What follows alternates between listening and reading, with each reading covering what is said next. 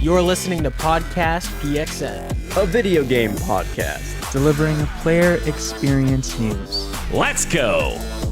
What is up, guys, and welcome to Podcast PXN episode 265. I am one of your hosts, Daniel Prindle, aka Dan is DTM on Twitter, and I am joined over Discord by the Nintendo aficionado and artist extraordinaire, Roshan Warner at Roro.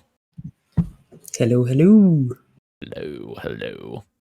And can you introduce me as the human spider? God. And the human spider, apparently, the host of Large Popcorn and video producer at The Gamer, Christian Macias at ISO Christian. Well, you already fucked it up. You're supposed to say Spider-Man, because that's how that works. In the original. I forgot. We were just talking about Spider-Man in the pre-show. Forgot to show the podcast. I finished spray painting my Halloween costume for this year. Speaking of Spider-Man. Sick. Whoa. And then back. That's cool. That is sick. You spray painted that yourself? That's sick. Yeah, I mean, my stencil. They gave me a stencil, and so I had to make the front. I had to cut out a separate thing. And in the back, right, that's the actual stencil. Right. But even with like tape and stuff plastered on to the shirt or whatever, spray painting still caused like the extra paint water molecules would like leak underneath the stencil, and so it kind of looks a little blobby when it should be more cut straight. But whatever. I think it looks decent enough for homemade. Yeah. I think it actually looks kind of cool. It kind of looks like the human spider. Thank you. Yeah. It's the homemade suit. Yeah. Makes sense. The last thing I need to do is like tape up my knuckles over some red gloves, and I just got my balaclava in today. Maybe I'll put it on during the show if any visual watchers are out there. Hell yeah. That's cool. We were all Spider-Men. I'm just kidding. Anyone can wear the mask. And anyone includes Gage, and he is not with us this week, but he will return.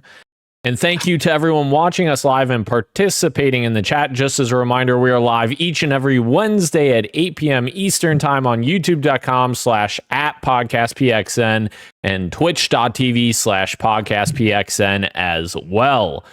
The topic of the show this week, guys, is the October Xbox Partner Preview event that happened last week. We're going to talk all about it, what announcements we got. A lot of good stuff in there that we're going to jump into. Christian's got the baklava on now, and my goodness. No, balaclava. Baklava is a dessert. Balaclava, baklava, whatever it is. You've got me for 3 minutes, Daniel. You know what? You're forgetting. That's my problem. You know what? Something that people don't realize, aficionado took me fucking so many attempts to get correct when I first called Ro the Nintendo aficionado. I was here at home and I kept saying it to myself before we went live, and Sean's like, the fuck are you doing? I'm like, I'm trying to make sure I say this right because I keep fucking it up. I was saying it all weird every time. And then finally, here we are, 265 episodes later, I can say it correctly, But baklava, I don't fucking know. Balaclava. Let's lava into the topic of the show here. I don't know. Nice. That was a good one. The topic of the show, Xbox's partner preview, was here last week. We got to look at some announcements here. Let's go right through them. So I'm not 100% if these are in order, so I apologize if they're not. I'm just following IGN's article of the event. But the first one we have here is Wu Chang Fallen Feathers has gotten a release window coming in 2025, as well as a new look at the announcement trailer here. So get excited for Was that. Was I the only one watching this partner preview live? Correct. Yeah. Correct. Can I say something before we start getting into specifics? Can I say like my general thoughts on the show? Sure. Please. I thought this partner preview was pretty great. Was it 30 minutes? I think maybe it was just a bit over. Maybe it was 35. I think altogether. But I thought it was exceptionally well paced. I kind of liked the newly introduced graphics that they were kind of splitting the show with. Every now and then they would just remind you of the last 3 or 4 games that they just showed off, and it looked almost like Nintendo Direct style kind of. You know what I mean? Like right after they show off a game, they'll show like the little graphic, Yeah. and, blah blah blah. Just having that kind of interspersed throughout the show, I thought was just was good. And the actual quality of the games on display, again, as most partner previews or directs for any of the big 3, not all of them are for me, but what's shown off, there's usually like some kind of nice surprise or something that like catches my interest, and this one was no different. Wu-Chang, maybe not as much for me. This one seemed a bit more generic looking, but overall, partner preview is pretty good. Yeah, this one definitely, I agree. It looks more generic action game. So, I mean, if you're into that, then you might be into it. So This may take us off topic a little bit, Oh. but so don't take it too seriously. But do you think this looks generic because we're getting so many of these recently, or is this just generic? You know what I'm trying to say? Because I feel like this wouldn't be generic if it was like a little bit earlier in this trend, I guess. Because I think it looks cool, but I get why you guys think it looks generic now, like how shooters feel generic, even though they're trying to do creative things.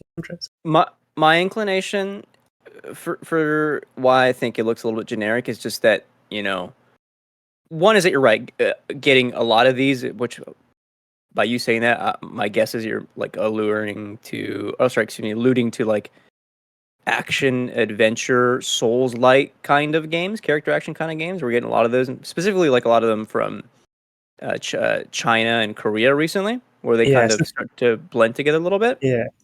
For me, it's partly that, but it's also kind of leaning on Unreal Engine a little bit, where even though they look stunning in motion, I think like the character action moves look fucking great. The kind of world that it's in, I can still see the Unreal Engine behind it, if that makes sense. So, like, graphical fidelity only goes so far. I like to see things in a different kind of art direction that stands out just a bit more. Yeah, I think the aesthetic is what feels like very familiar in this. Like, it has some unique moments, like the one boss that they're fighting transforms into like this wolf-looking creature, which looks cool.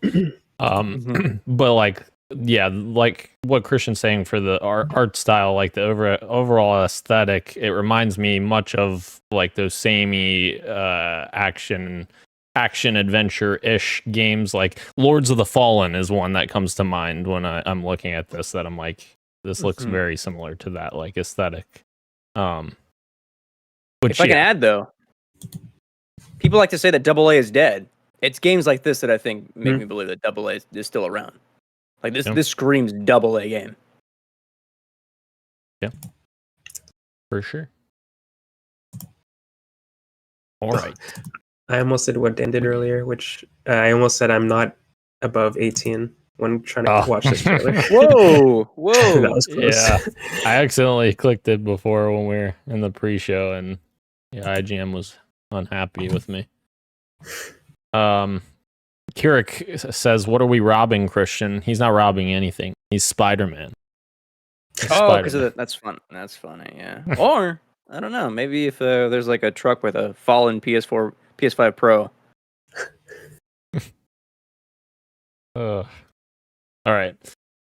Moving on from there, we got to look at Remedy's next game, which is the Control multiplayer game we've been hearing all about, which is being titled FBC Firebreak, Federal Bureau of Control, assuming is what they're going for there. So Firebreak, and it is coming in 2025. It's a co-op game that takes 3-player co-op game that takes place in the same universe as both Control and Alan Wake. Very cool, and it's coming to Game Pass as well, which is exciting. This actually looks not just Game Pass, also PS Plus. This is really? the first game that's hitting both services at the same time. That's very cool. Very cool. I don't know why IGN doesn't have that in their article. They didn't put that in here.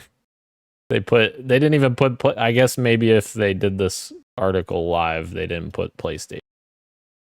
Damn it! Right, maybe they didn't update it. Yeah. But yeah, I think this looks interesting. I think we were just talking about aesthetic. This aesthetically obviously looks like it carries a lot of the same torches that like Control's vibes and art style kind of carry, but slightly different from that as well at the same time. Yeah. Go ahead, bro. Sorry. I was just honestly just going to agree with Dan with like the bright. You could, like you were saying, you could tell that it's in the Control universe, but it's enough to feel fresh, which is good because it's a different type of game. But yeah, it looks fun. The weapons look unique. And like, I was just honestly agreeing with Dan. Like, it looks cool. I remember seeing another company on here somewhere, and I couldn't tell if it was being published by them because I think it's made by Remedy in-house, but it's not a self-published title. I think that's what it was. I prefer their single-player experiences, but I think this game hitting either service, either one, but the fact that it is both, I think is massive. And somebody tweeted out like that, like that is the bet right there. By making sure you're on platforms that people are subscribed to, you're making sure you're setting yourself up for success. Like even as an established IP, right? Alan Wake and Control, they still kind of struggle sales wise, and that's maybe partly due to the way these games were distributed when they first launched. But yeah, a live service game.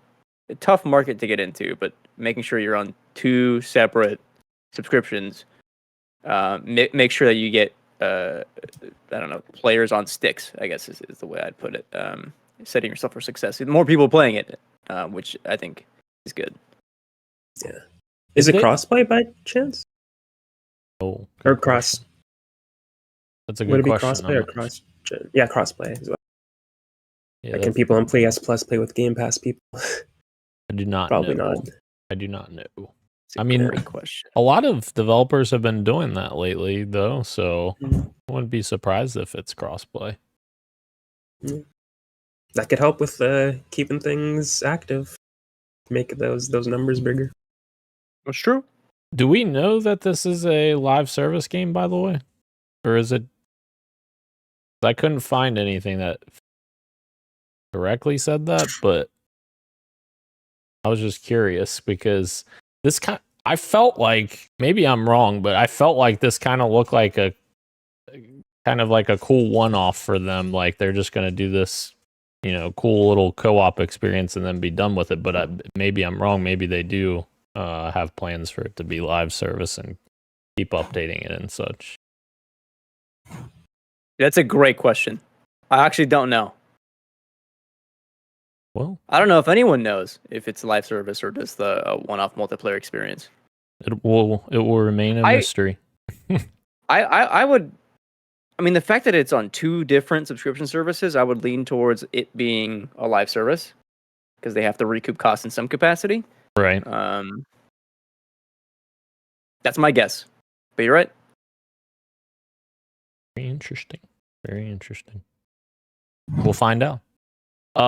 But moving on from that, we got a look at Alan Wake 2, the Lake House DLC, also from Remedy. Remedy fucking showing up big to this event. And this looks really cool. I'm very excited when this comes out, or shortly after this comes out. I'm going to try to play through both. Oh, it's already out. I'm going to try to play through both DLCs somewhat soon. So, yeah, this looks cool. Spoilers, I guess, for what you got for me, but can't confirm it is cool. Hell yeah. Did you play the first DLC? We'll talk about that. Okay. Spoilers for not spoilers. I'm sorry. Communications director Thomas Pua told the Xbox Wire they didn't want players to feel like logging in every day is a second job. This is regarding FBC Firebreak. It's more a pick up and play experience. But even more importantly, Firebreak is launching into both Game Pass and PS Plus catalog. Blah blah blah. Where's the thing I read? It's also not a free to play title. That multiplayer game. Okay. There we go. I'll throw that out there. Thank you. And then we got to look at another little bit of spooky sort of game, sci-fi horror game called Chronos: The New Dawn, which is a brand new IP from none other than the Bloober team, who just made the Silent Hill 2 remake and seemed to do very well, a lot better than people were originally thinking. So exciting that they're building a new IP, and we'll see what this one turns out to be like. There was an interview that came out alongside Chronos: The New Dawn, and one of the game directors was like, "Yeah, we're done making shitty games." Yeah, it's the lesson learned. I'm not jazzed about this one. I don't think for me, Bloober really proved themselves with Silent Hill 2 remake. I'm kind of down on that one. Although I do think the aesthetic of this game's design was particularly strong. So that there is a little asterisk there for me. Yeah, we'll see. Yeah. Sorry. Go ahead. I was going to say, it always comes down to we'll see, but I love the idea that they're just like they're done making crappy games now, and it'd be cool to see like this is a big comparison because Capcom is such a bigger company, but it'd be cool to see a similar like rise after that, after like a renaissance per se of like Bloober after Silent Hill 2, and just making good game after good game after this. It's like, oh, it's just a warming up, and now they're just doing good. So yeah. I think at least with Silent Hill 2, you can see they're on an upwards trajectory, because like for so long they were putting out like, I'd call them 6s or 5s or 6s, and I feel like Silent Hill 2 is a bit above that. I can't speak to it personally. I haven't played it, but yeah. Never will. But I feel like they're on an upwards trajectory, and hopefully this game continues that trend, like you guys are saying. So, all right, and then we got a new trailer for Like a Dragon Pirate Yakuza in Hawaii, longest name in the history of mankind. But oh my god, this description here from IGN. It features elements that look like Skull and Bones and Assassin's Creed all in one Yakuza style game. Well, let's not compare it to Skull and Bones, please, because that's not a good. At 2 mid franchises. What? Look out of here. What? Coughing Baby versus Coughing Baby. Jesus. I missed this. Keurig said, "I'm sorry to say I loved Alan Wake back on the Xbox 360. Never bought Alan Wake 2 and watched people play it. It just doesn't interest me this time around. I feel like they went too much control on it, which I didn't like. I know it's the same universe. I guess I don't like how the series has matured." I don't know, Keurig. I don't feel like they put too much control on it. Like the storyline definitely is influenced a bit by control, but like gameplay wise, I feel like it's nothing like control. Like in my eyes, I don't think that it has any comparison to that game. I feel like it's like a proper evolutionary next step of the original Alan Wake game. But sometimes I wish Alan Wake 2 was more like Control, because I think Control is one of Remedy's best, but Alan Wake 2 is fucking awesome. yeah, And it very much felt like this is just like the natural progression for Alan Wake 2. for sure. So I would give it a try, Keurig. I think you might be pleasantly surprised. All right, moving on from there. Animal Well is now available on Xbox. We got that announcement. I have no idea what Animal Well is. Come on, one of the best reviewed games of the year. Is it? Oh, Yeah, remember there was the Donkey game. oh, Donkey game he published. gotcha. I did not remember. I apologize. Does look cool though. It was good. And then we got announcement that Blind Fire Early Access is available today. It's a new team shooter game that showcases colorful hooded figures and neon lights. For your early access on PC and Xbox Series S and X. This is the FPS game where the shooting almost looked like body cam style. VR. Where when you yeah, that too. When you move your gun from one side of the screen to the other, the camera kind of stays static, but the gun moves to the other side, and that's what gives me that like either VR/body cam effect. It looked cool. I have not seen how it actually plays in motion. Interesting. The map reminds me of laser tag. Yeah, yeah, for sure. Yeah, it kind of gives me. I've been in that room before. It kind of gives me vibes of Ghost Runner too, right? Ghost Runner.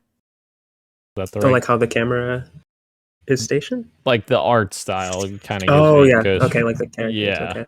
Yeah. I see what you mean. I mean, it's got that little bit of a sci-fi aesthetic to it, for sure. Yeah. Then we get an announcement that Mouse PI for Hire is coming in 2025. Of course, this is the game that is based on old cartoonish art style. Kind of as IGN puts here, it's a mix between old Mickey Mouse cartoons and Cuphead. And it's a first-person shooter, which this one's been kind of teased for a while now in a couple sizzle reels we've seen in the past, and it looks interesting. I've been watching this game's development for what feels like, I think, pre-COVID, maybe? Yeah, probably. It's awesome that it's finally got a release window. The hardest thing about this has to be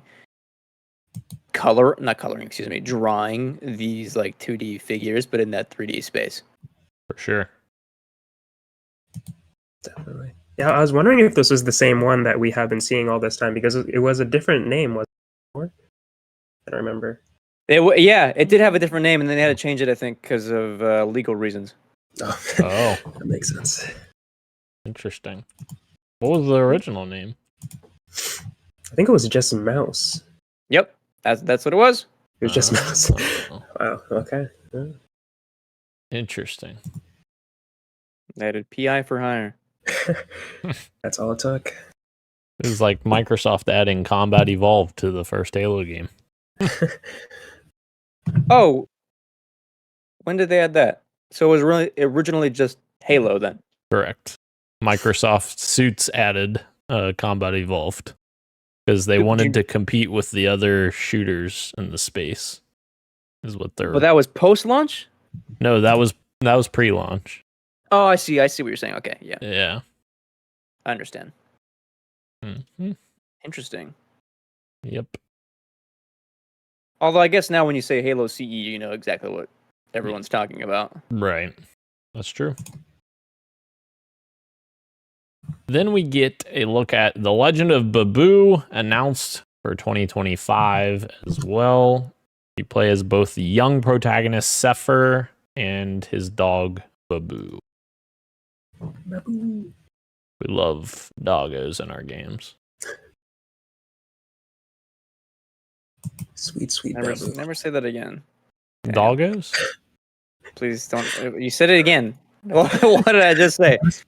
What? What's wrong with that? Stop. You don't like dogs? There we go. There you go. Roll out that one. All right. Moving on.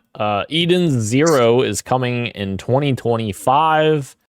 This is based on the manga by Hiro Mishima, author of Fairy Tail and Rave Master.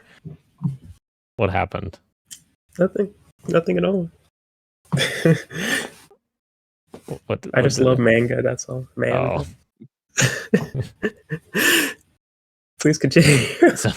so this is the Eden Zero, and yeah, I don't know what else to say about it from Konami. No, yeah, nothing. Honestly, nothing else to say about it. Yeah, I don't know. This shot of this dude in front of the school or something with a gun is funny. That's it. Oh my gosh! Interesting. He made another manga called Fairy Tail. I think you mentioned that. Both are. I think Eden Zero ended up. I don't know which one's more popular, but he's like. He gets compared to like trying to steal One Piece's style a lot of the time. He's a big fan, but yeah, I never read his manga before, but yeah, cool, good for them. Good for the Eden Zero fans. I'm skipping ahead, and this IGN article needs editorializing. They need to fix something. Uh-oh. Ooh.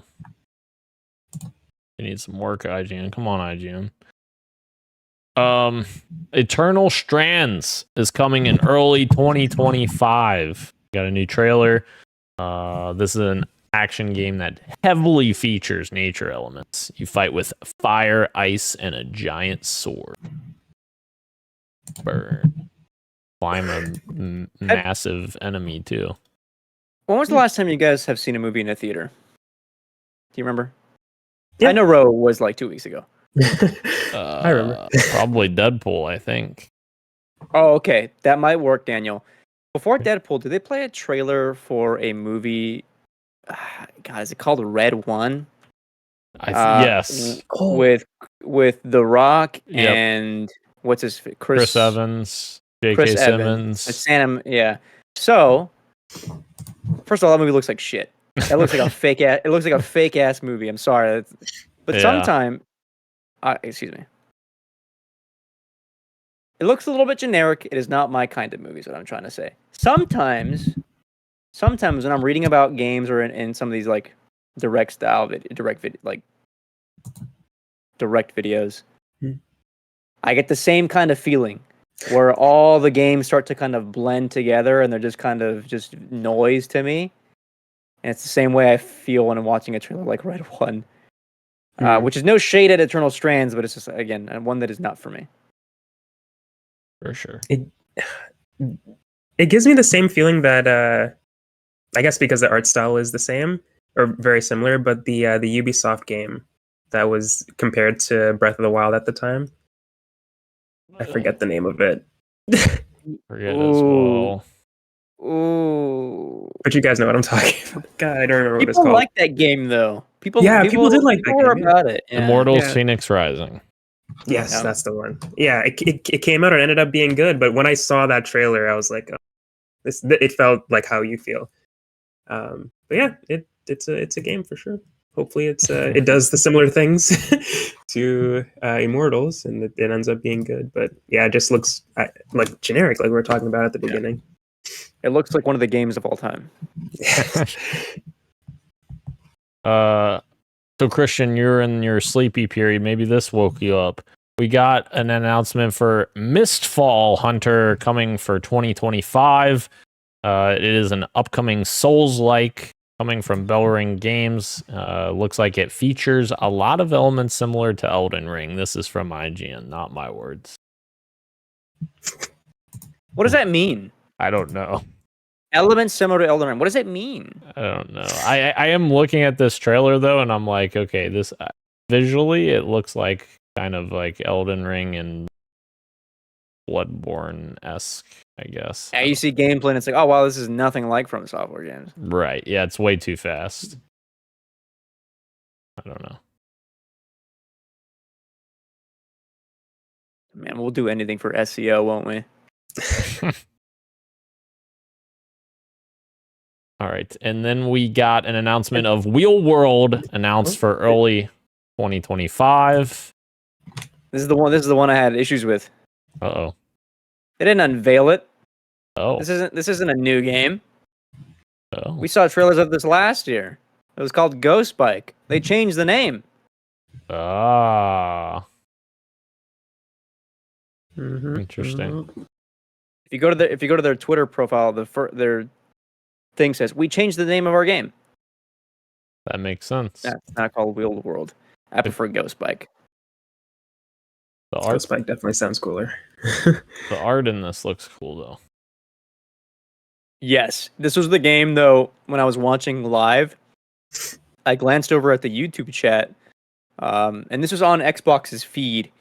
You would be surprised at the amount of people who called this game woke, SJW, SJW, and you can guess what other kind of stuff they said. And like, no person had like really been like featured in the game yet. Like, it was just art style of like the environments and stuff. So what? How is this woke? Yeah, what is? I don't understand. It's like that. the art style's just a bit like cel shaded maybe, Right. and they're racing. Well, On how bikes. is this woke? Right. What political statement is being made here? It's crazy. Oh no. Yeah. Unfortunately, Christian, you can't fix crazy. Can't. Cell shaded art style. Woke. Imagine if Wind Waker came out today. Doomed. Whoa, dude. I know what you're thinking, and it's crazy. Sorry, that quote just went in my head. Shout out Jen Taylor. Phasmophobia is officially coming to Xbox in October, and it is coming very soon, October 29th, so next week. Phasmophobia. There you go. Oh, 6 days from now. It's true. I'll tell you what though, the announcement did make me believe it was a Phasmophobia sequel, and not. You know what I mean? It very much did not look like the original Phasma. Although I know they've been updating that game over time, and it like kind of visually looks a little bit different now. But again, yeah, I thought it was a second one. For sure. Easily mistaken. All right, and then oh, sorry. This is where other people were calling this. This game is the one that too. I saw. Yeah. Yeah. Oh my gosh. I saw it on Twitter though. Oh gee. Phasmophobia or the next one? This next one, the last one. Oh, okay. The last one, Subnautica 2 early access was announced, and it is coming in 2025. This is including an entirely new planet in co-op. Very cool, and the art style sick. I'm very excited for this. For a long time, I've been kind of eyeing Subnautica to like possibly get into. I know it's only single player. You can mod it to get multiplayer. And it's not very hard to mod that game for co-op. And so I asked a buddy of mine last week. I was like, "Hey, should I get into Subnautica?" Of course, I didn't. We're too busy with another survival game right now. And then lo and behold, like as I'm thinking about playing it, and I keep seeing videos about it, Subnautica 2 gets announced. I was like, "Wow, what great timing!" Early access, early 2025, or sorry, some point 2025. I guess I'll just hold out for this one. Very cool. And co-op to bring your friends. Check it out. All right, before we finish out the topic of the show, which one was your favorite?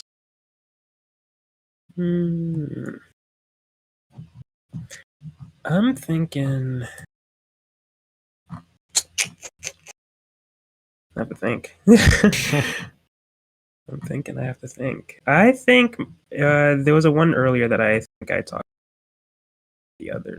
I guess Control, the multiplayer looked kind of cool. I would jump into that if it's on Game Pass. Oh yeah. Yeah, I would say that one. And maybe the mouse PI one looks kind of cool. Oh yeah. Christian, which one? Yeah, FBC is my runner-up. Only because Remedy's a bit more of a known quantity to me. Like I know what to expect with these kind of games, even though this is a multiplayer experience. Like I'm very excited for it. but I have already expectations in mind. Like I kind of know what kind of things to expect, and I know it's gonna be good, and I know it's gonna be fun because we're gonna play it together, right? I just know we will. But I think for me, Subnautica 2 takes the cake for like game of the presentation for me, just because of how much of an unknown quantity a sequel will be, knowing some of the crazy stuff about Subnautica 1 based on the videos that I've seen. Like it's already enticing for me to like get into, specifically like the aesthetic of like diving deeper and seeing how Subnautica unfolds into more of like the cosmic horror side of that planet that you're in is really fascinating to me. And I think them doing a sequel with co-op can be really exciting. So Subnautica 2 for me.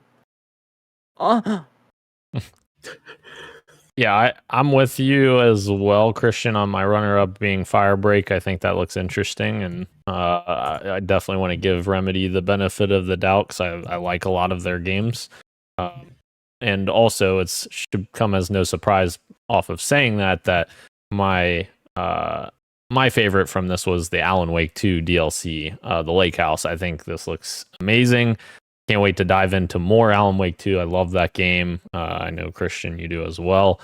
So yeah, I just can't wait to play more of that. And even watching that enemy like peel itself off of the wall in that trailer, that was so cool.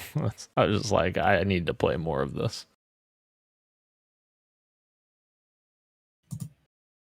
All right. Into the PXN news of the week, guys. IO Interactive has a couple stories here that I wanted to go over here. The first one is IO Interactive has announced that they are partnering with Build a Rocket Boy. That is the name of the studio. That is Leslie Benzies' studio that he created when he left Rockstar. He was one of the lead creatives for Grand Theft Auto. And they will also publish MindsEye, which is their game, their first game. So, a little interesting tidbit there for IO. And then we also got some Project 007 news and details from the CEO of IO Interactive, giving us some quotes here, which is very interesting. He says, we absolutely feel like 20 plus years of training for the agent fantasy, creating an agent that travels the world and globetrotting whatnot has given us some know-how on how to do that. But obviously James Bond is a different IP. It's a huge IP. It's not our IP. It's actually the first IP that is not our original IP from the ground up. But what's exciting about this project is that we actually got to do an origin story, original story. So it's not a gamification, gosh damn it, of a movie. It's completely beginning and becoming a story, hopefully for a big trilogy out there in the future. And equally important and exciting, it's a new Bond. It's a Bond we built from the ground up for gamers. It's extremely exciting with all the tradition and all the history that there is to together to work on this with the family of creating a young Bond for gamers, a Bond that gamers can call their own and grow with. So seemingly a lot younger James Bond that we're going to get, maybe a origin story-esque project. It'll be kind of interesting to see an original story from this IP, and not just have a licensed game like we've had so many of for this universe. And I feel like IO is a really great team to do it, so I'm excited to see what this becomes. When do you think we see it for the first time?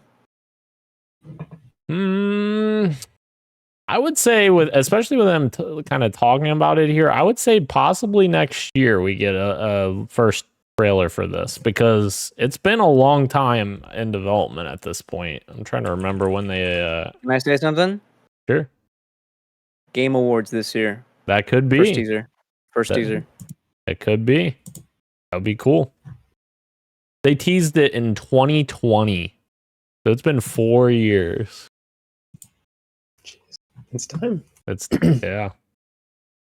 I never played any of the DLC for the Hitman games, but I've wanted to. That new trilogy is pretty good, huh? Yes. Yeah. It is good. It is good. Be interesting. It'll be interesting. All right. Our next news of the week item. Nintendo asked people not to leak their upcoming Switch game, guys. Well ahead of time. They were doing a test and they told people, hey, this cool game is coming. It's gonna be a test. Please don't leak it, internet. It leaked instantly as soon as the test went live. Which is sad that happens, but it happened. So I wanted to ask you guys before I dive into this, do you want me to go over this or should we not go over this? What the details were that we for Switch 2 or I guess it'd be both of them, wouldn't it? Have you read it already before? I started to read it and then I was like, well, I'm going to wait and see what the guys' thoughts were on this, if they want to know about it or if they want to keep it a surprise. I'll let Ro decide. I do know what the play test was. Okay. But I don't know. I didn't know if there was details about the Switch 2 in there, unless the play test kind of went in. No, this is just about the game, the play test. Okay. Well, then I guess I would. I hate to do it, but I'll like send it back to Christian because I do know what it is. So if Christian doesn't know what it is, and he doesn't want to know. I would prefer not to know, but here's the thing: fair. I'm gonna find out anyway, just by the nature of work. So, right. Yeah. Do you know what I mean? I don't think it's that crazy. Yeah. Okay. Cool. Yeah. Then go. Let's do it. Let's go for it. Okay. So there were images that immediately leaked this game, as pretty much right away, like we were saying. They've been since pulled. However, IGN reports here it revealed a social MMO hybrid experience, which some are already comparing to the Miiverse, Nintendo's discontinued social network for 3DS and Wii U. The idea, according to leaked images, is to work with other players to develop a massive planet via farmed resources and building on your own plot of land. Players use beacons that emit a healing light that purifies and develops the land. You place multiple beacons until your planetary block is fully developed. The player's beacon sounds like a protected space in which only they can move, lift, or edit items. Outside their beacon is considered a public space anyone can work in. There's a dev core that acts as a player hub. Here you level up your character, obtain items, and talk to other players. Players earn points for developing the land and socializing with others. There's a definite user-generated content aspect to this new game, and you'll be able to share what you make with others. This is very Nintendo, as IGN says. It says to create UGC, players must pass a test in-game to show they understand the importance of respectful communication.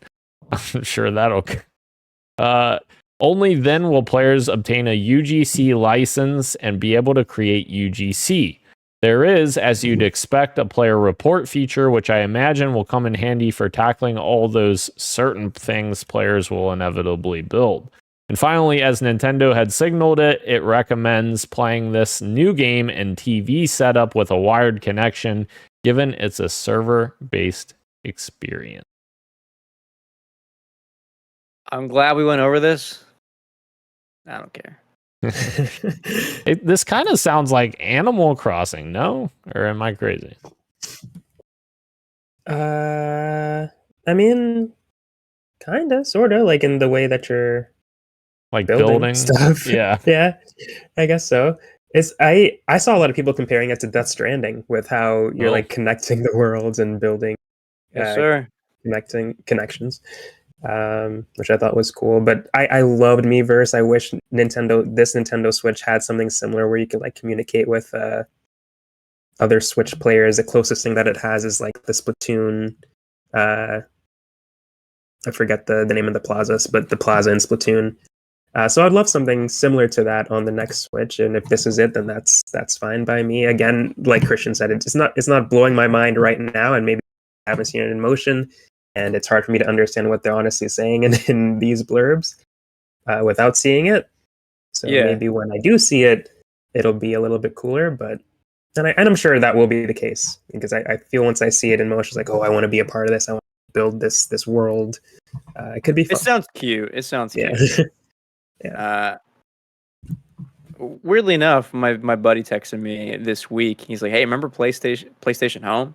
I was like, "Yeah, I do. Yeah, I used to spend time in that fucking game, if you want to call it that." But yeah, social spaces are important. I read and watch videos about like the loss of third spaces out in the real world, where like it's like harder for us as people to go out and make friends because there's just less things to do and places like public access to things for us to be people in. So naturally people gravitate to online spaces, right? Because where else are we going to go? One of those big ones is obviously gaming. And so to have more social spaces within gaming that's like outside of like traditional, like, launching up a game or whatever, but like doing something like a little bit wholesome like this, I think it's probably cute. I would love to see it in motion, I guess. Yeah, same. Yeah, I miss those free apps like Miiverse and like Street Pass and play the one for the Vita. I think it was called Near or something. I think it was Near, PlayStation Near or something, where like you could just walk past somebody, see their profile. It wasn't anything too crazy, and if you wanted to, you could send them a friend request. You could play with them. It could turn out very badly.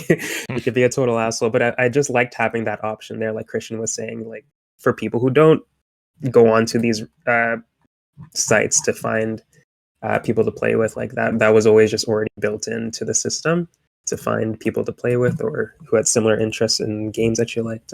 I always liked that. And it was kind of sad that the Switch got rid of that. I would love for them to somehow incorporate the Nintendo Switch app on phones with something like this, because I'm not obviously carrying on a Switch around everywhere, but I do have my phone with me everywhere.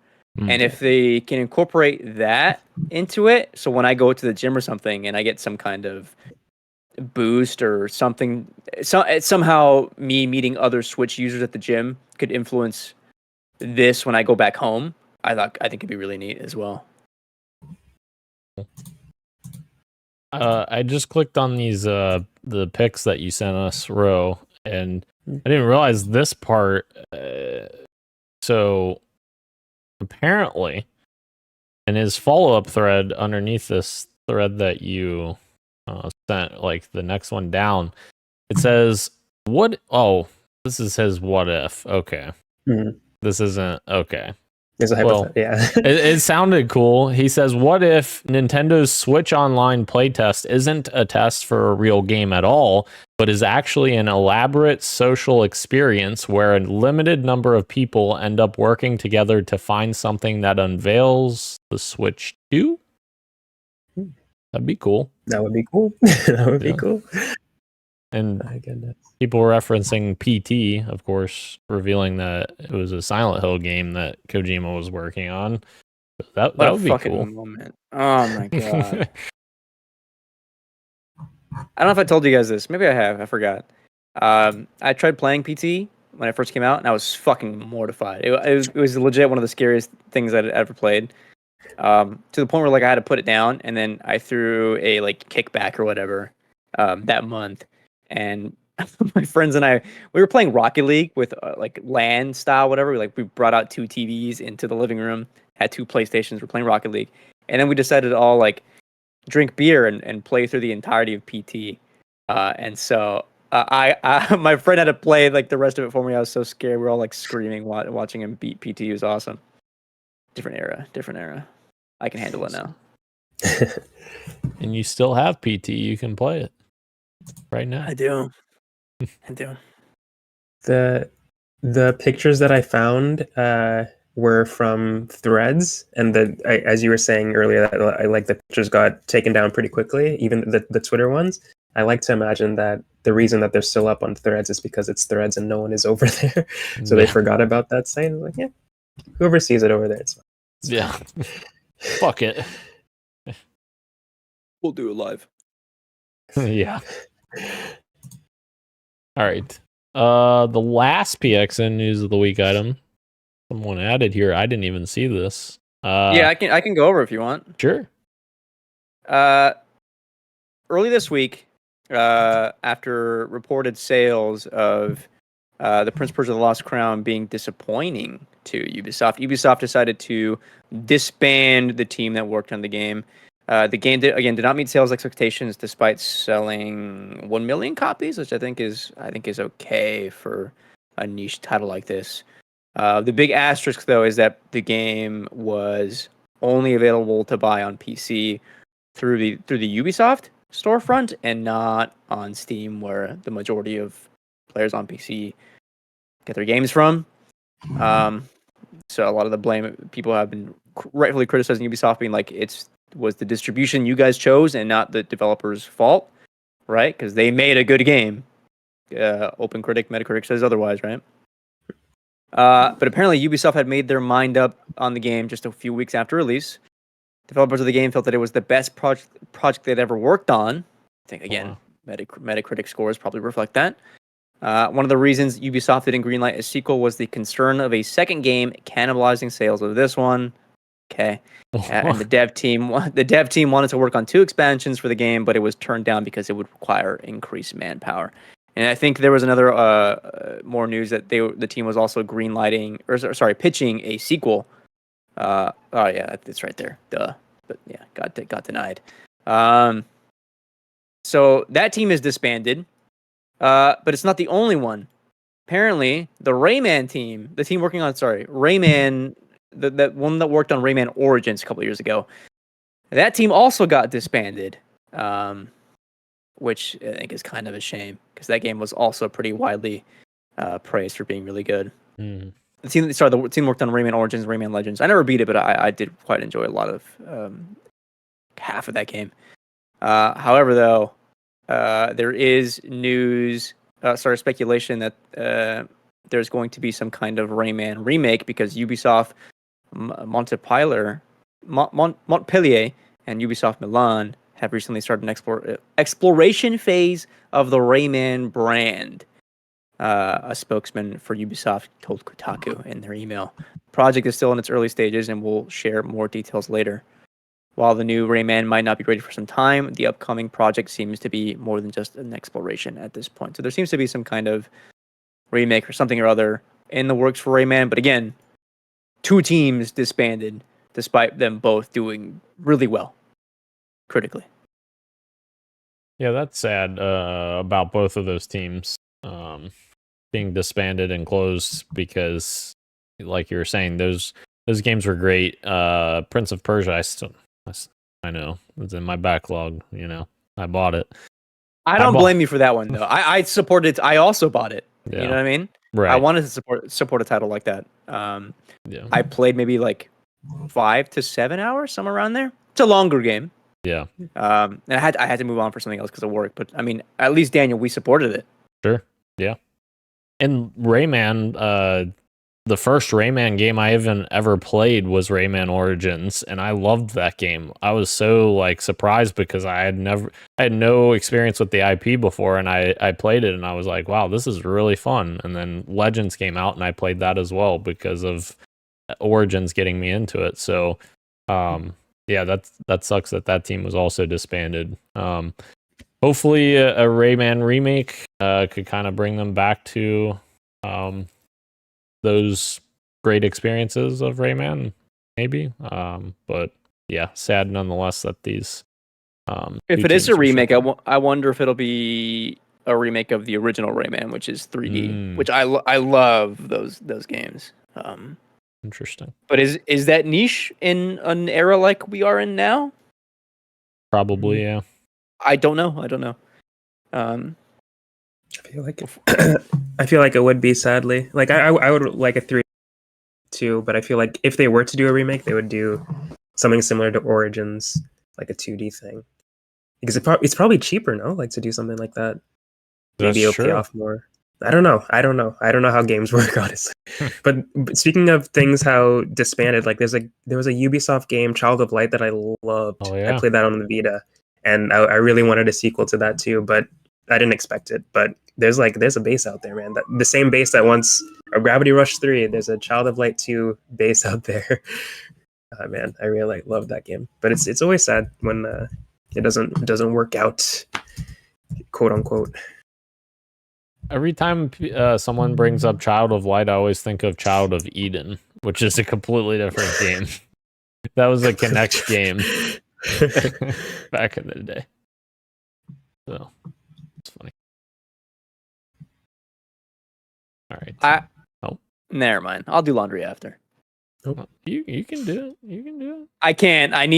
They're operated via phone, and my phone's my camera today. Oh, what the heck? Oh, all right. We'll speed through these quick bites here. God of War TV series is restarting after the showrunner and executive producers departed the project. Both Rafe Judkins and executive producers Hawk Otsby and Mark Fergus all have left the project. However, you may be like, oh my God, we're doomed. But maybe not. Because they've already announced that Sony and Amazon's God of War series has gotten a new showrunner with Ronald D. Moore. His previous experiences For All Mankind, Battlestar Galactica, and also Cory Barlog is still involved in the project as well. I can't speak to Battlestar Galactica, but I've seen a couple episodes of For All Mankind, and I thought it was like fantastic television. I never finished it, but I thought it was really, really strong. One of like Apple TV's finest, which is crazy. Apple TV does a lot of good shit, and then I don't know, man. It's like another subscription service. You know what I mean? Yeah. Severance is season 2 trailer today. I missed it, but yeah, I don't know. Something about video game adaptations I'm kind of like glazing over. I don't know why, despite a lot of them recently doing really well. You know, case in point, Fallout and The Last of Us. Right? There's no reason to believe God of War might not be any different with such strong talent behind it. But I don't know, man. Something about this again, just kind of a wait and see approach. For sure. Then we move into certain Affinity. We've talked about this company a few times the last few weeks because of their Battle Royale game, Battle Royale mode for Halo Infinite that was canceled. And it has been announced that they have been acquired by Keyword Studios. Of course, the studio had a very proud legacy that Max Hoberman, the CEO, that created the studio when he left Bungie in the Halo 2 days, he was very proud about the fact that he kept them independent for so long. But I guess after they had 20 layoffs or something like that last year, the first layoffs the studio's ever had, it seems like maybe this was something that had to be done to keep the studio going, which is, unfortunate, fortunate, however you want to look at it. Hopefully they can remain working business as usual. Max Hoberman will continue as CEO under the new acquisition as well. So hopefully they continue good shit. All right. Then we've got Marvel's Spider-Man 2 announced, or Insomniac announced that Marvel Spider-Man 2 is coming to PC on January 30th, which is a lot sooner than any other PS5 exclusive we've seen before. So maybe we're starting to see them speed up the timeline a little bit. Maybe it's just a unique circumstance for Spider-Man because of how well these games sell. But nonetheless, exciting for PC players to be able to get to play the sequel. Yes, one bad note from this is that all of the DLC has been canceled for this game, which is unfortunate because I think, as we already know, there was a lot of stuff cut from this game already. Damn. Like canceled, or was it like never a thing? It was a thing and they canceled? Yeah, well, I mean, there was 2 very specific side quests that didn't have endings in the base game, so that they could continue it in the DLC. And then we do know it was real because they had that major leak, right? So you could see details of what like their planned DLC roadmap was. And then one would assume that because of this, they decided to just move away from that and focus on their next titles. It's kind of a bummer. I still haven't played it. I really want to. I know that it when we talked about it last year. Actually, Ro, that's a lie. Oh, yeah. Sorry? That's a lie. That's true. Yeah, I remember. What's a lie? You have played it. I have played it? For not long, but you have played it. I watched. Yeah. Oh yeah. That's true. That's true. Yeah, I got to swing around. That's true. I want to play the story. I don't think my laptop will be able to run it, but it has surprised me recently, so maybe it will, but I doubt it. But yeah, I still want to play it for myself. I know some of the gents on the podcast didn't love it as much as the first one, but I'm a Spider-Man simp, so I might enjoy it a little bit more. I am bummed to hear that they're not doing the DLC, and then we'll have to wait for a Spider-Man 3. Oops. For sure. Even if maybe they won't even do that. Spider-Man 3 doesn't sound like it would continue those stories. That's true, yeah. Be its own thing, probably. Yeah. I don't know if you remember this, Ro, but the third DLC plan for Spider-Man 2 was a Spider-Verse DLC. Oh, wow. With Spider-Verse characters. I did not remember that. Wow. All right. Moving to the next quick bite. Bandai Namco is reportedly sending employees into expulsion rooms with nothing to do after they've canceled multiple games. And of course, yes, as you add here, that is part of Japanese culture. They did this to Kojima as well. Yeah, it's kind of shitty. Like, it's just like you're tossed in this room and you're like, yeah, we don't have anything for you to do. Good luck. And I would bet that they take like all their phones and stuff like that. Like, they're like, yeah, you guys know you got to focus on your work, which there's no work. You're just sitting in a room. Like, that sucks. It's crazy. Yeah. Very crazy. And they don't get paid, right? To be No, they get paid, but like Yeah. their culture is built on like your sense of worth and contribution to your company. The company. So if there's nothing to do, like you feel like shitty about it. It's one of those things that you like. This is why the salaryman life in Japan is like so shitty, but also why their fucking suicide rate is so high because of stuff like this, which is insane. Yeah, and the company's trying to get layoffs without laying people off, essentially. Quit on your own decision instead of firing them. Yep. Interesting. All right, into the next quick bite. Netflix has closed the AAA game studio that they created in California 2 years ago, and Joe Staten is one of the fucking people that is part of this. He was leading the team there, creating a brand new IP, and he was very excited about it. He posted on Twitter about it, and unfortunately, he was part of it. Of course, he was let go in, I think, January 23 from 343, and this man has not caught a freaking break. Terrible news. Christian looks like something. I'm smiling at something else. Oh, okay. In time, I'll bring it up. That is. I'm not smiling at Joe Staten. Oh, okay. Yeah, that's. No, that sucks. That fucking blows. Yep.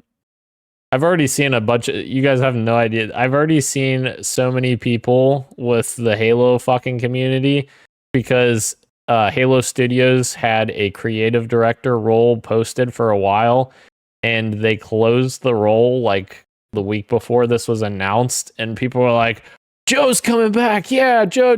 I'm like, you guys are fucking. No, that's not what's happening. Like, it's a pure coincidence. There's too much hopium in the Halo community where I'm like, come on, guys. You're setting yourself up for disappointment. Anyways.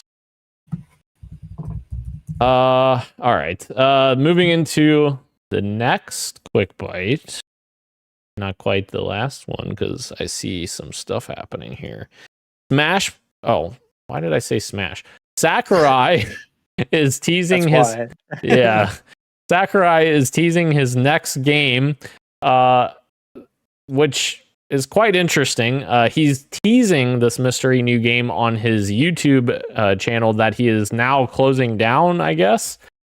He's been doing YouTube videos to kind of go over like video game development and like show people the process, which is pretty cool.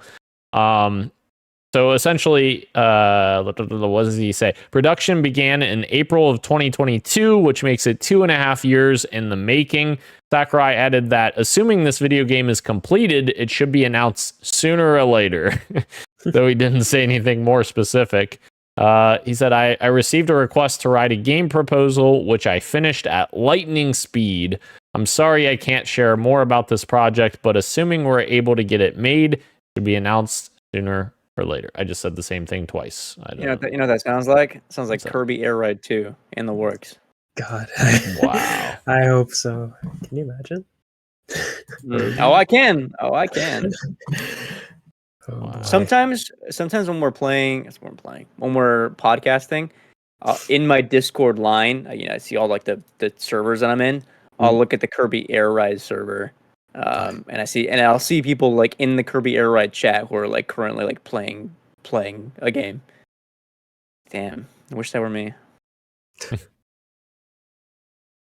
What is this Mario and Luigi Brothership? Yeah. So Mario and Luigi Brothership comes out, I think, next week, but a few copies were accidentally sold early, so distributed already.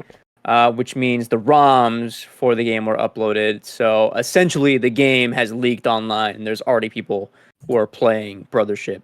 And I've seen some videos of the game, like on TikTok, of people like live streaming the game or whatever. They shouldn't be doing that, but they are. They're gonna be sued into Kingdom Come by Nintendo.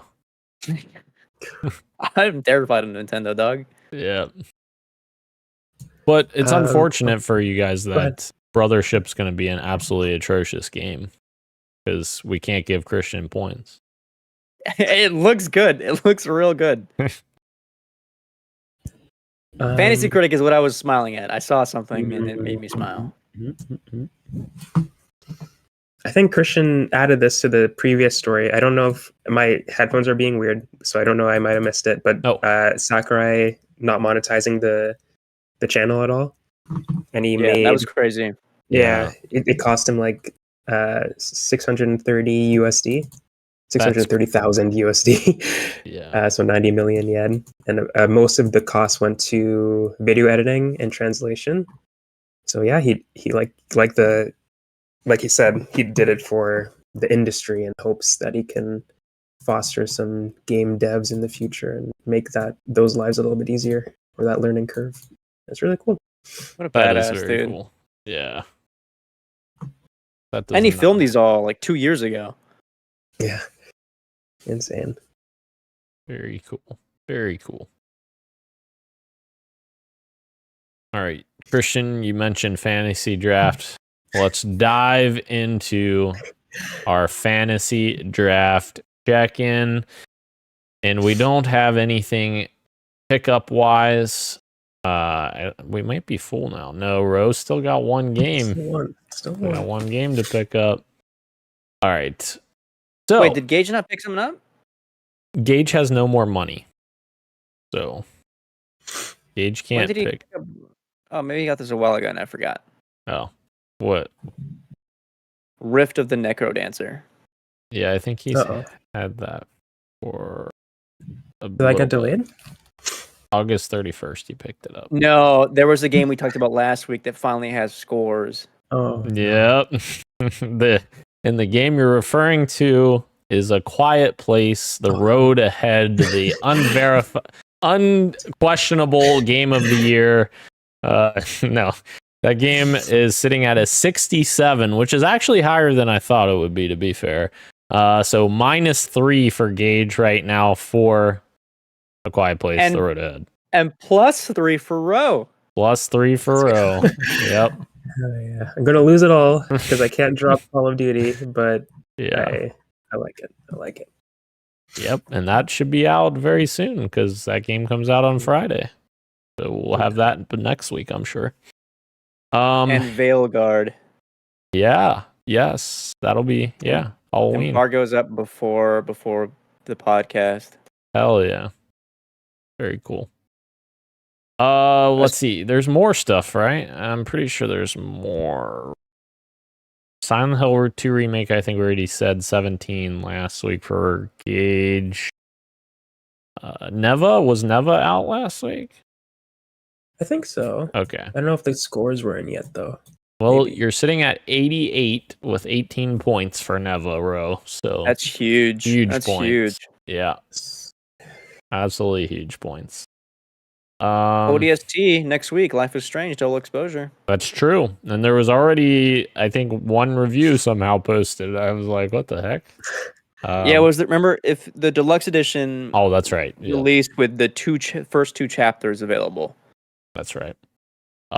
Yes, this also I forgot. Super Mario Party Jamboree. I got scores for at 82. I have 12 points for that. And I think that's it for this week. So, quick rundown. Christian in first with 177. Ro in second with 160. Dan in third with 138. And Gage, of course, in last with 50. I think there's a solid chance if all. No, I'm not gonna say it. Oh, I'm not gonna say it.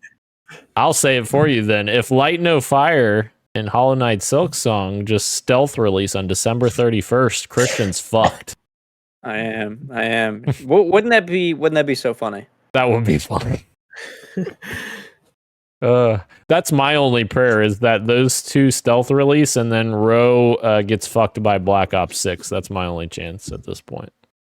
We missed one. The Lake House, Alan Wake 2 got scored at 77. You're right. Yeah, you're right. 7 points for Ro. Oh yeah. Made back my score with the gun points or loss. You know what Fantasy Critic needs? They need a recently released section and make it a little easier. Yep. Mm-hmm. All right. That is our Fantasy Critic check-in. So we'll close out the show with what you got for me, Daniel. I've got what did I play? I played a little bit more of Hades. I played 2 more runs, I think, of Hades. Still had fun with that. I jumped back into Vampire Survivors a little bit. Played a couple runs of that. I was kind of in the roguelike mood.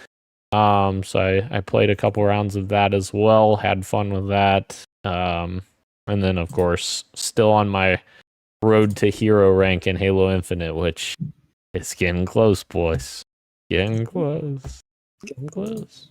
All right. Ro, what you got for me? I'm still playing Metaphor ReFantasio. I will still be playing Metaphor ReFantasio for a couple of weeks to come. Still having a good time. I'm checking my Steam clock. It says 26 hours. I'll say probably 24 hours. Take a little bit off because there have been a couple of times where I left the game running. But yeah, I am still having a good time with it. I'm on my technically second dungeon, but I would say it's the first dungeon. It's the first real one. And I'm going up against the boss of that dungeon right now, and they're difficult. So I'm scared for the rest of the game, but I'm still having a good time with it. And I love the archetypes. I love all the systems in the game so far. So it only gets better from here. From what I've heard, it gets easier as well. The first dungeon is just the learning curve, them teaching you how MP and archetypes work. So they just they cock block you right away, and then you learn it a little bit better as you continue. But yeah, I'm having a good time. The story's great, characters are fun, having a good time. Ro the Gamer is back. I'm back. I might pick that up on Steam Deck eventually. Yes, that would be great. Mm-hmm. Yeah. I wish it was on. Well, I was going to say I wish it was on the Switch, but I don't know if it looked that good on the Switch. Sure, but yeah. Christian, what you got for me? Dude, I played a lot. So I started a new series at work. So I'm getting codes for games pretty routinely. So I locked in on Fear the Spotlight. I got to play that pre-release. Very short indie horror game set in the 90s. The low poly PS1 style game. You and your friends sneak into school to use a Ouija board, and something scary happens, right? And no jump scares this one. It's all atmospheric horror, but it's really well done. If you like games like your Resident Evils, your Silent Hills, but without combat, it's a non-confrontational encounters with enemies. This one's awesome. Very, very cool puzzles in this, and very stylized, atmospheric horror that I resonate with. Fear the Spot was really good. I also got to play Sulfur. This is a FPS doomer shooter dungeon crawler coming out on all platforms. That releases next week. And it's... Can I speak about this game yet? I don't think I can. I can't give details, I think. Embargo is next, so never mind. I take that one back. I didn't play anything. No, I think I can say I can play it because they also gave me a Steam key to give away. So if you guys are interested, let me know. But I played Sulfur, and then I'm also working on something for Alan Wake for work. So I got to finally sit down and binge through both Night Springs DLC and then the Lake House. So no spoilers, but I'll say this: if you remember, Dan, Night Springs is separated into 3 different, like, I guess, acts or episodes or whatever. Yeah. All super unique and different in their own regard. I didn't know that they added a photo mode in between the launch of the game and now, like, whenever they added it. And so episode 2, if you remember, centers on Jesse in Cauldron Lake, and I spent so much time in photo mode with Jesse. I thought it's awesome. Surprising though, that's the weakest story. Like, I left that one and I was like, I could have done without it. But episode 3 of Night Springs is legit one of Remedy's like best written things they've done with Alan Wake. It is awesome they do with the medium in that game. Alan Wake 2 was already a game that like plays with the medium enough for it to be like super enthralling for me. But this one really upped it up a notch. I was like, man, when I was playing this, man, Dan's gonna have a blast with this. He's gonna be smiling. And then I got to play through the Lake House, and it's also really good. Anytime like that game Alan Wake crosses with like Control, I think is always super fascinating. And I've been wanting to pitch something about games being capital W weird. It's a genre of like science fiction, and I haven't found the time to do it at work.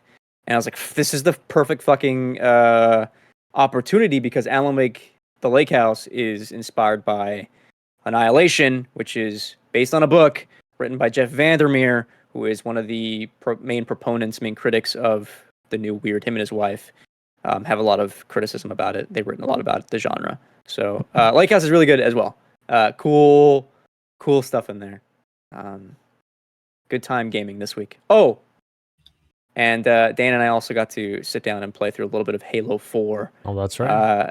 And so far, Halo 4, I gotta say, the presentation of it, pretty freaking slick. I'm very curious to see why Gage doesn't like this game's story as much, because even just in the prologue and maybe I think first 2 missions, I'm actually kind of enjoying the setup and more intimate approach to this one's story. So Halo 4, off to a pretty good start.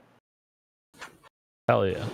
And just before you fucking say anything, Gage, I have not provided my input much at all. I've kept very quiet while playing. I let Christian come to his own conclusions.